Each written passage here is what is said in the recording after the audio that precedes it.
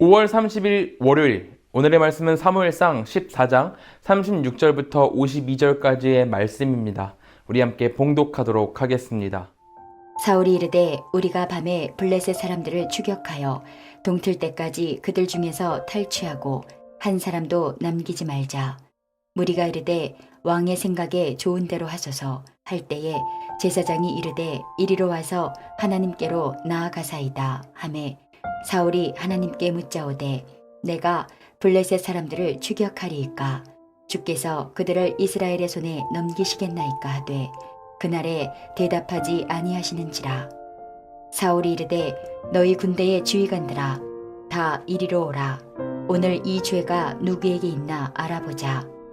이스라엘을 구원하신 여호와께서 살아계심을 두고 맹세하노니 내 아들 요나단에게 있다 할지라도 반드시 죽으리라 하되 모든 백성 중 한 사람도 대답하지 아니하매 이에 그가 온 이스라엘에게 이르되 너희는 저쪽에 있으라. 나와 내 아들 요나단은 이쪽에 있으리라. 백성이 사울에게 말하되 왕의 생각에 좋은 대로 하소서 하니라. 이에 사울이 이스라엘의 하나님 여호와께 아뢰되 원하건대 실상을 보이소서 하였더니 요나단과 사울이 뽑히고 백성은 면한지라. 사울이 이르되 나와 내 아들 요나단 사이에 뽑으라 하였더니 요나단이 뽑히니라. 사울이 요나단에게 이르되 내가 행한 것을 내게 말하라. 요나단이 말하여 이르되 내가 다만 내 손에 가진 지팡이 끝으로 꼴을 조금 맛보았을 뿐이오나 내가 죽을 수밖에 없나이다. 사울이 이르되 요나단아 내가 반드시 죽으리라. 그렇지 않으면 하나님이 내게 벌을 내리시고 또 내리시기를 원하노라 하니 백성이 사울에게 말하되 이스라엘의 이 큰 구원을 이룬 요나단이 죽겠나이까 결단코 그렇지 아니하니이다.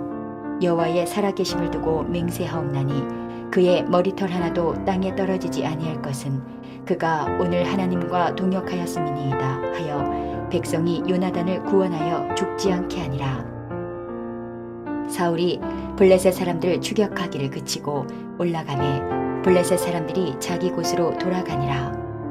사울이 이스라엘 왕위에 오른 후에 사방에 있는 모든 대적 곧 모압과 암몬 자손과 에돔과 소바의 왕들과 블레셋 사람들을 쳤는데 향하는 곳마다 이겼고 용감하게 아말렉 사람들을 치고 이스라엘을 그 약탈하는 자들의 손에서 건졌더라.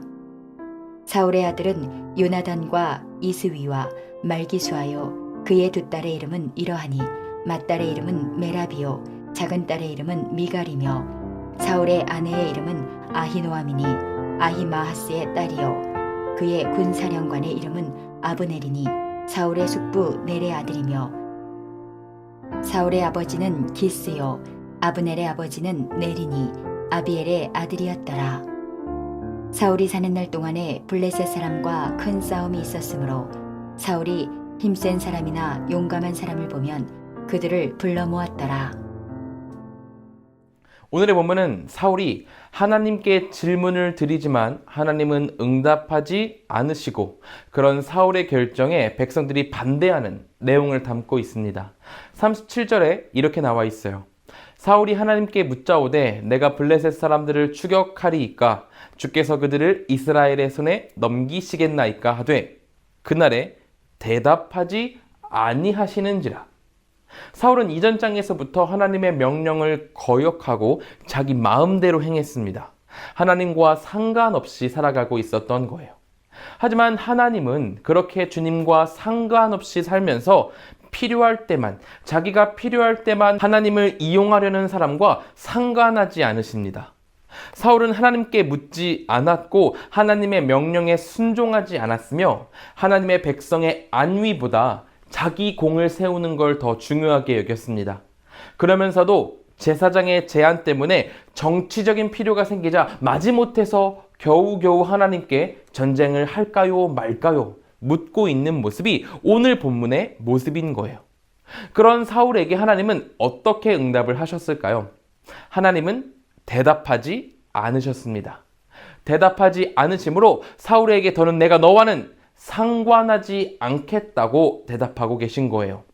하나님의 말씀에 귀 기울이지 않고 하나님의 명령에 순종하지도 않다가 필요 때문에 마치 램프의 진이처럼 필요에 의해 드리는 기도는 하나님께선 받지 않으신다는 겁니다. 하나님을 향한 마음이 하나도 담기지 않은 그런 기도에 하나님은 속지 않으신다는 거예요. 오늘 아침 우리는 이것을 기억해야 합니다. 천지 만물을 지으시고 이 세상을 주권적으로 다스리시는 우리 하나님께는 알지 못함이 없으십니다. 호세아 6장 3절을 보면 이렇게 나와 있어요. 그러므로 우리가 여호와를 알자. 힘써 여호와를 알자. 그의 나타나심은 새벽빛같이 어김없나니 비와 같이 땅을 적시는 늦은 비와 같이 우리에게 임하시리라 하니라. 이 구절만 읽으면 이스라엘 백성들이, 호세아서에 나와 있는 이스라엘 백성들이 엄청난 회개를 하는 것 같아요. 우리가 여호와를 힘써 알자. 마른 땅을 적시는 늦은 비와 같이 하나님께서 채우실 것이다. 이런 엄청난 고백과 회개를 하고 있는 것 같죠. 하지만 아쉽게도 이 고백은 그들이 지금 당하고 있는 고난을 잠시 면하기 위한 거짓된 고백이었고, 이 고백 이후에 여전히 아무 변화를 이끌어내지 못하고 죄를 지어대는 이스라엘 백성들의 모습을 우리는 성경책을 통해서 보게 됩니다. 이러한 마음이 담기지 않은 기도, 면책성 기도, 필요에 의한 기도는 하나님의 마음을 흔들 수가 없다는 겁니다. 하나님은 오직 주님의 뜻에 합당한 자, 주님과 내 뜻을 동일하게 맞춘 자에게만 마음을 열어주십니다. 그러므로 우리 모든 한가람의 가족들은 성경을 통해 하나님의 뜻을 배우고 익혀서 우리의 삶에 주님의 말씀들을 적용시켜야 합니다. 그렇게 한 발자국씩 주님께로 나아갈 때 우리는 주님의 마음에 합당한 자들이 될 수 있는 거죠. 다시 본문으로 돌아와서 39절을 보면은 이렇게 나와 있습니다. 이스라엘을 구원하신 여호와께서 살아계심을 두고 맹세하노니 내 아들 요나단에게 있다 할지라도 반드시 죽으리라 하되 모든 백성 중 한 사람도 대답하지 아니하되. 사울이 하나님의 이름을 걸고 또 아들까지 걸어가며 맹세를 하고 있는데, 이렇게 맹세를 하고 있지만 그의 신앙이 거짓된 것임을 하나님뿐만이 아니라 인간들에게, 백성들에게까지 들키고 있는 상황입니다. 지금 이 상황이 사울이 자신의 욕심으로 군대를 몰아붙이고자 원수에게 보복할 때까지 군사들이 아무 음식물이든 먹지 말라, 그렇게 먹는 자는 저주를 받게 되어 죽게 될 것이다 라고 백성들에게 으름장을 놓은 상황입니다. 하지만 전쟁이라는 게 아무것도 먹지 않고 정신력으로 버틸 수 있는 게 아니잖아요. 엄청나게 큰 체력을 소모하고 너무나도 큰 고통을 수반하기 때문에 먹는 거라도 잘 먹어야 합니다. 결국 사울의 아들 요나단과 그의 부하들은 이 상황을 타개하고자 음식물을 섭취하게 되고 그 음식물을 섭취하고 결국 전쟁에서 승리해요. 그런데 사울이 39절에 이렇게 얘기를 하는 거예요. 음식물에 손댄 사람이 있다면 하나님께 맹세코 내 아들이라도 죽을 것이다, 이렇게 말을 하고 있는 거죠. 사울의 맹세가 하나님을 위한 것이 아닌 전쟁에 대한 잘못된 판단과 자신의 의지, 하나님이 아닌 사람의 생각으로 이루어지고 있다는 거예요. 이렇게 거짓 신앙은 사람들에게도 들통나게 되어 있습니다. 사울이 음식물을 먹은 죄인을 찾아 처형하겠다고 하자 모든 백성 중 한 사람도 대답하지 않죠. 이후 사울이 자신의 맹세를 들먹이면서 아들이 음식물을 먹은 것을 알고 아들까지 죽이려고 하자 오히려 백성들이 나서서 요나단을 구출합니다. 요나단이야말로 죄인이 아니라 하나님과 동역하며 이스라엘을 승리로 이끌었던 영웅이었기 때문이죠. 이렇게 사울은 백성에게도 거절을 당하는 것을 볼 수 있습니다. 신앙의 껍데기만으로 사람을 속이고 통제할 수 있다고 믿었던 자의 말로가 이렇게 명명백백히 탄로나고 있는 거죠. 물론 세상을 살아가다 보면은 하나님과 상관없이 사는 사람도 겉으로는 아무런 문제가 없어 보일 수는 있습니다.